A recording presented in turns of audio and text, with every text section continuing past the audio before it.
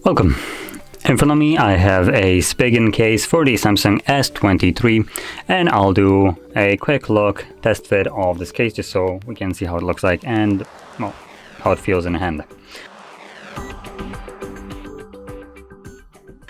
Now, that being said, this is the Ultra Hybrid case, so without further ado, let's just get into it.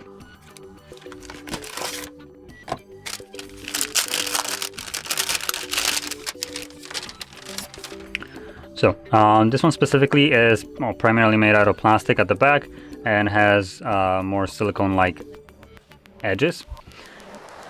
Now, additionally, we do have a little bit of writing. This peels off, obviously, so once you peel off the front and the back, this won't be visible at all. It will just be completely clear plastic.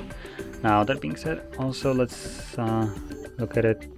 So we do have, I think, cutouts. Yeah, we do. They're just very hard to see. So manufacturers of cases started doing these cutouts. So for instance, you can see that my fingernail kind of goes through it. So they do have a cut on either side of the button, and it's only holding from the top and bottom, so it makes it easier to press the button when the case is on. It's very helpful in terms of like having cases that are a little bit more on the thick side, kind of like this one. This has relatively thicker frame right here, if we can call it that. So obviously with this, pressing the buttons, if they would be fully filled, it would be significantly harder to press it when the case is on. But with the cutouts, obviously it reduces that, and it should be significantly easier to do so. And there we go, the case is now on. And yeah, like I said, pressing the buttons, pretty easy.